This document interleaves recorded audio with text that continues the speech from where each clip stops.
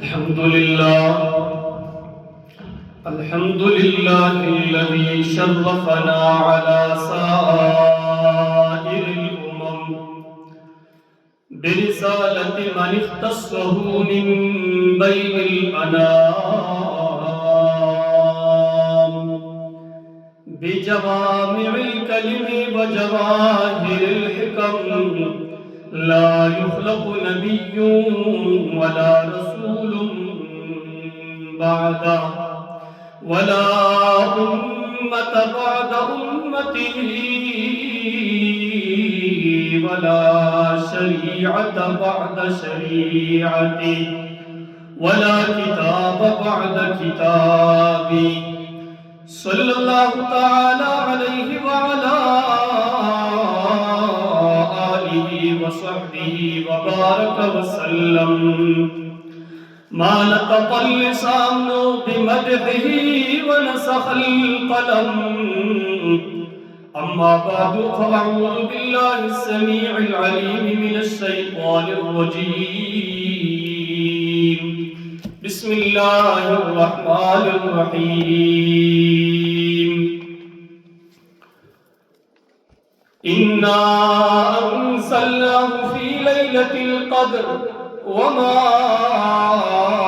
أدراك ما ليلة القدر ليلة القدر خير من ألف شهر تنزل الملائكة والروح فيها بإذن ربهم من كل أمر سلام هي حتى مطلع الفجر صدق الله العظيم وصدق رسوله النبي الكريم ونحن على ذلك لمن الشاهدين والشاكرين والحمد لله رب العالمين اگر دنیا میں رہنے کا ارادہ ہو تمامی کا اگر دنیا میں رہنے کا ارادہ ہو تمامی کا گلے میں توپ ڈالو پھر محمد کی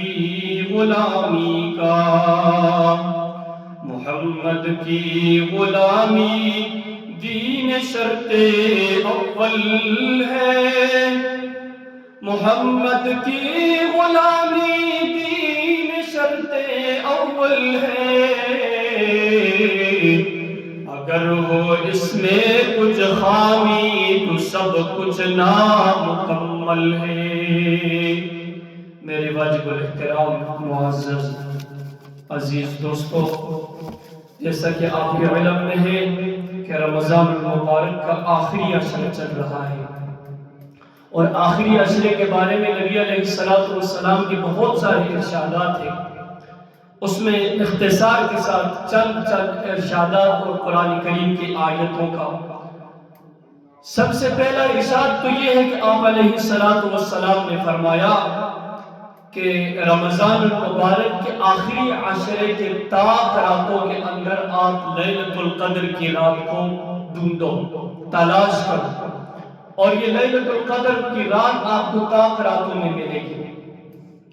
اور یہ لیلۃ القدر کی رات کیا ہے، اس کی فضیلت کیا ہے؟ سورۃ الدخان کے اندر رب ذوالجلال نے ارشاد فرمایا انا انزلناہ فی لیلۃ مبارکۃ انا کنا منذرین فیہا یفرق کل امر حکیم، یعنی اس بابرکت رات کے اندر ہم نے اتارا کس کو؟ اس قرآن کریم کو، جس قرآن کریم کی ختمیں، جس قرآن کریم کی تلاوتیں، جس قرآن کریم کو ہم اپنے بخشش کا ذریعہ سمجھتے ہیں اور جس قرآن کریم کو ہم اپنا شفیع سمجھتے ہیں اور اس کے پڑھنے والے کو بھی ہم اپنا شفیع سمجھتے ہیں کہ یہ پڑھنے والا، پڑھانے والا، اس قرآن کو چھونے والا، سینے سے لگانے والا، آنکھوں سے لگانے والا، اس قرآن کو دیکھنے والا، یہ جتنے بھی اعمال ہیں یہ سارے کے سارے کل میدان محشر میں اس شخص کے لیے سفارش کے طور پہ کھڑے ہو جائیں گے۔ اور سورہ مومن کی آیت نمبر 7 میں اللہ رب العالمین نے فرمایا الذين يحملون العرش ومن حوله يسبحون بحمد ربهم، وہ لوگ جو اٹھائے ہوئے ہیں، وہ فرشتے جنہوں نے اٹھایا ہوا ہے۔ اے اللہ کس چیز کو اٹھایا ہوا ہے؟ العرش، عرش کو، ومن حولہ، اور جو اس کے ارد گرد ہے۔ ظاہر بات ہے کہ عرش کو اٹھانے والے بھی فرشتے، عرش کے ارد گرد رہنے والی مخلوق بھی فرشتے۔ فرمایا بحمد ربہم یسبحون، وہ تسبیح بیان کرتے ہیں، سبحان اللہ، الحمدللہ، اللہ اکبر۔ پاک پیغمبر علیہ السلام کے ارشاد کے مطابق تملآن کا لفظ آتا ہے حدیث کے اندر، جس نے کسی زبان سے اخلاص کے ساتھ، خلوص نیت کے ساتھ اور خلوص دل کے ساتھ ایک دفعہ بھی زبان سے کہہ دیا سبحان اللہ، الحمدللہ، اللہ اکبر۔ جب یہ الفاظ کو یعنی اخلاص دل کے ساتھ کیسے کہیں گے؟ ہم اپنے آنکھوں کو بند کر کے اپنے رب کو حاضر و ناظر جان کر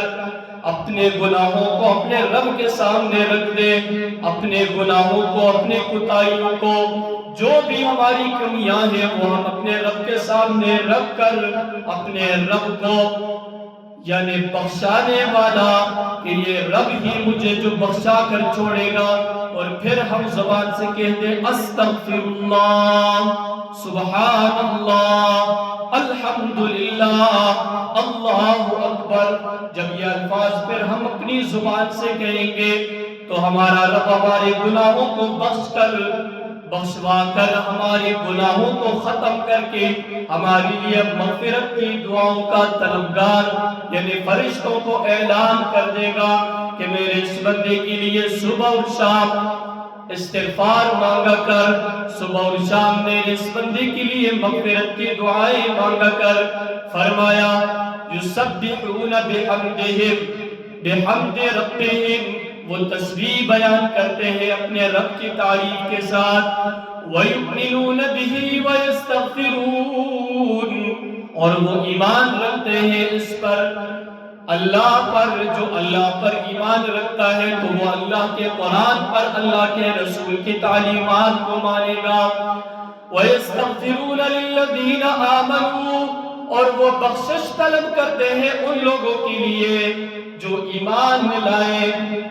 اب دیکھیں یہ فرشتے ان انسانوں کے لیے بخشش طلب کرتے ہیں، دریا کے اندر مچھلیاں بھی روزے دار کے لیے بخشش طلب کرتا ہے، اور اس روزے دار کے لیے صبح اور شام نہیں 24 گھنٹے اللہ کی تمام مخلوقات کی زبان پر استغفار کی کثرت۔ اور ایک استغفار تو وہ ہے جو میں اور آپ پڑھتے ہیں، ایک استغفار وہ ہے جو رب کے حکم سے رب کی مخلوق پڑھتی ہے، اور پھر اس کا پڑھنے کے ساتھ ساتھ پہلے سے رب العالمین کی طرف سے بخشش کا اعلان کیا جاتا ہے۔ ربنا وسعت كل شيء رحمتا وعلما، اے ہمارے رب تو نے گھیر لیا، آپ نے اپنے رحمت کے ساتھ اور علم کے ساتھ ہر چیز کو گھیر کر رکھا ہے۔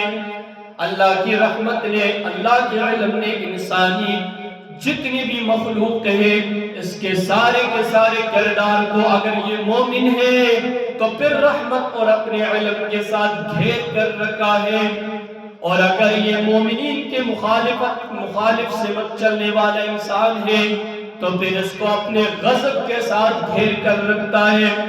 فرمایا فاغفر للذین تابوا، بخش دیا جاتا ہے ان لوگوں کو جنہوں نے توبہ کیا ہے۔ توبہ کا مطلب یہ نہیں ہے کہ ہم کانوں تک ہاتھ لے جائیں، توبہ کا مطلب یہ نہیں ہے کہ توبہ استغفار صرف یہ پڑھ کر اور اسی پر ہم اکتفا کر دیں، بلکہ ان الفاظ کی کہنے کی ضرورت نہیں ہے۔ ان الفاظ کے کہنے سے پہلے دل کے اندر جسے ہم ضمیر کہتے ہیں اس ضمیر کو ملامت کر دے، اس ضمیر کو ایسا ملامت کر دے کہ اس سے ہم یہ وعدہ لیں کہ آئندہ کے لیے ہم ایسے گناہ کبھی بھی نہیں کریں گے، ایسے گناہوں سے اپنے آپ کو محفوظ رکھیں گے اور ان گناہوں سے ہمیشہ ہمیشہ کے لیے نفرت کر کے بیٹھ جائے۔ فرمایا فَاغْفِرْ لِلَّذِينَ تَابُوا وَاتَّبَعُوا سَبِيلَكَ، پھر اتباع کی انہوں نے تیرے راستے کی، وَقِهِمْ عَذَابَ الْجَحِيمِ، اور بچا دے گا ان کو جہنم کی عذاب سے۔ جب ان کے یہ اعمال نیک ہوں گے، ان کا یہ کردار اللہ اور اس کے رسول کی تعلیمات کے مطابق ہوگا، ان کا یہ گفتار، ان کا یہ سارا کا سارا کردار اللہ اور اس کے رسول کی تعلیمات کے مطابق ہوگا، تو اللہ رب العالمین ان کے لیے ساتوں کے ساتوں آسمانوں پر بخشش کا وعدہ کرتا ہے۔ ربنا وادخلهم، اے ہمارے رب داخل کر دے ان کو جنات عدن التی، ہمیشگی کی باغات میں، نعمتوں والے باغات میں، نعمتوں والی جنت میں، وعدتهم جو تو نے ان سے وعدہ کیا، ومن صلح من آبائهم، اور جو بھی نیکی کرے ان کے آباء و اجداد میں سے، وازواجهم، اور ان کی بیویوں میں سے، وذریاتهم، اور ان کی اولاد میں سے، انک انت العزیز الحکیم، یقیناً تو ہی زبردست حکمتوں والا ہے، سب پر کمال غالب حکمتوں والا ہے۔ لیکن پھر اس عشرے کے اندر اس امت کو رب العالمین نے جو تحفہ دیا، جو لیلۃ القدر کے نام سے ہم یاد کرتے ہیں، جس کو لیلۃ القدر کے نام سے ہم جانتے ہیں، فرمایا اِنَّا أَنزَلْنَاهُ فِي لَيْلَةِ الْقَدْرِ، یقیناً ہم نے اس قرآن کریم کو لیلۃ القدر کے رات میں اتارا ہے، یقیناً اس قرآن کا نزول بھی لیلۃ القدر میں ہوا۔ وَمَا أَدْرَاكَ مَا لَيْلَةُ الْقَدْرِ، آپ کو کیا معلوم کہ لیلۃ القدر کیا ہے؟ یہ لیلۃ القدر چیز کیا ہے، کہاں چھپی ہوئی ہے؟ آپ علیہ السلام نے فرمایا آخری عشرے میں، رمضان المبارک کے آخری عشرے کے تاک راتوں کے اندر اس کو ڈھونڈو اور تاک راتوں کے اندر اس کو تلاش کرو، اور اسی رات کے اندر اپنی مغفرت اور بخشش کا تعلق اپنے رب سے بناؤ، اپنے رب سے ایسا تعلق اپناؤ کہ تمہاری بخشش ہو جائے، تمہاری مغفرت ہو جائے۔ اگر یہ تاک رات سے ہٹ کر بھی کسی رات کے اندر تمہارا مغفرت ہو جائے تو تمہاری لیے تو وہی لیلۃ القدر بن چکی ہے۔ فرمایا لیلۃ القدر، لیلۃ القدر کی رات تو وہ رات ہے خیر من الف شہر، جو 1000 مہینوں سے افضل ہے، بہتر ہے۔ اب 1000 مہینے تو 83 سال بنتے ہیں، جس نے اس ایک رات کی عبادت کی اس نے 83 سال کی عبادت کر دی، جس نے اس ایک رات کو پا لیا اس نے اپنے ما قبل اور اپنے ما بعد کی تمام گناہوں کو بخشوا کر چھوڑ دیا۔ فرمایا لیلۃ القدر خیر من الف شہر، یہ 1000 مہینوں سے بہتر اور افضل رات ہے۔ یہ کون سی رات ہے؟ فرمایا 21 رات، 23 رات، 25، 27، 29، ان راتوں کے اندر اس کو ڈھونڈو اور تلاش کرو۔ لیکن ساتھ میں پھر یہ نہیں فرمایا کہ چاند رات، ان تمام راتوں کا جائزہ لے کر اور جا کر روڑوں کے اوپر اس کو ضائع بھی کر دو، آنکھوں کے ذریعے سے، زبان کے ذریعے سے، کانوں کے ذریعے سے۔ فرمایا تنزل الملائکۃ والروح فیہا بإذن ربہم من کل امر، تنزل الملائکۃ، نزول ہوتے ہیں اس میں فرشتوں کا، یعنی فرشتوں کا نزول ہوتا ہے، والروح خصوصاً جبرائیل امین کا بھی نزول ہوتا ہے، فیہا اسی رات کے اندر، بإذن ربہم اپنے رب کی اجازت سے، من کل امر ہر معاملے میں، ہر ایک معاملے کے لیے، سلام سلامتی ہوگی حتیٰ یہاں تک کہ مطلع الفجر طلوع ہو جائے فجر کا وقت، تراویح سے لے کر صبح تک اس رات کا ایک خاص کیفیت ہوتا ہے، اور اس رات کی ایک خاص کیفیت یہ بھی ہوتی ہے کہ جو انسان اس رات کے اندر بیٹھ کر رب العالمین کا عبادت شروع کر دیتا ہے تو اس انسان کو کوئی خاصی رحمتیں، برکتیں اور خاصی لذتیں محسوس ہوتی ہے۔ لیکن جو قوم اب دن کو نہ روزہ رکھے یا روزہ رکھ کر جھوٹ بولے، وعدہ خلافی کرے، روزہ رکھ کر بہت سارے معاملات کے اندر گڑبڑ کرے، یہ رات کو بیٹھے گی اور لیلۃ القدر کو تلاش کرے گی، یہ بھی ہو سکتا ہے۔ لیلۃ القدر کے لیے چند شرائط ہیں۔ سب سے پہلے سچا ہونا ضروری ہے۔ ماں بہن بیٹی کا حق دبایا ہوا ہے اور آ کر مسجد کے اندر ٹھکرے لگا رہے اور رو رہے اللہ کے سامنے، اللہ مجھے لیلۃ القدر کی رات کو نصیب فرما۔ ادھر سے آواز آتی تو بچا لگتا ہے کسی کا، ادھر سے تو نے حقوق دبائے ہوئے اور ادھر سے تو لیلۃ القدر کی تلاش میں لگا ہوئے۔ یہ دونوں چیزیں برابر نہیں ہو سکتی ہے۔ وہاں سے سود کے راستے چل رہے، وہاں سے بدنظریوں کے راستے کھلے ہوئے، جھوٹ کے راستے کھلے ہوئے، ماں بہن بیٹی کے حق کو دبایا ہوئے اور جھوٹے قسمیں اور قرآن اٹھاتے یہاں کے صف میں حضرت صاحب بیٹھ جاتے ہیں، اللہ مجھے لیلۃ القدر کی رات کو نصیب فرما، اس رات کو میری بخشش نصیب فرما۔ امام سفیان ثوری رحمۃ اللہ علیہ نماز پڑھتے، ایاک نعبد و ایاک نستعین پر پہنچتے، یہیں پر جب یہ الفاظ امام سفیان ثوری رحمۃ اللہ علیہ کی زبان پر آتے، امام صاحب رحمۃ اللہ علیہ وہیں گر کر بے ہوش ہو گئے۔ بہت سارے گھنٹوں کے بعد جب ہوش میں آئے، حضرات نے پوچھا، حضرت آپ نے ایاک نعبد و ایاک نستعین پڑھ کر اور پھر آپ کے ہوش و حواس ہی اڑ گئے۔ فرمایا کہ جب اس جگہ پر میں پہنچتا ہوں تو میں نے کہا کہ میں خاص اپنی رب کی عبادت کرتا ہوں اور اپنے رب سے مدد مانگتا ہوں، لیکن جب اس موقع پہ میں پہنچا تو مجھے پتہ لگا کہ نہ میں اپنے رب سے مدد مانگتا ہوں اور نہ میں اپنی رب کی خالصتاً عبادت کرتا ہوں، تو مجھے یہ احساس ہوا جس کی وجہ سے مجھ پہ بے ہوشی طاری ہو گئی۔ یہ حالت ہے ہماری، نہ کوئی وعدہ ہے، نہ کوئی زبان ہے، نہ کوئی نظروں کی حفاظت ہے، نہ کوئی حلال اور حرام کی تمیز ہے۔ جس قرآن کو ہم جرگوں کے اندر لے کے جاتے، پورے سال کے اندر تاقوں کے اندر رکھ کر ہم محفوظ رکھتے ہیں، اس قرآن کے سننے کے لیے، اس قرآن پر عمل کرنے کے لیے ہم کتنے تیار ہیں؟ اس قرآن کے اوپر محفل سے جانا، اس قرآن کے اوپر شیرینیاں تقسیم کرنا، اس قرآن کو صرف دل سے لگانا، کیا اللہ رب العالمین نے پیارے صلی اللہ علیہ وسلم پر اسی لیے اسی قرآن کا نزول کیا تھا کہ اس پر شیرینیاں تقسیم ہوگی؟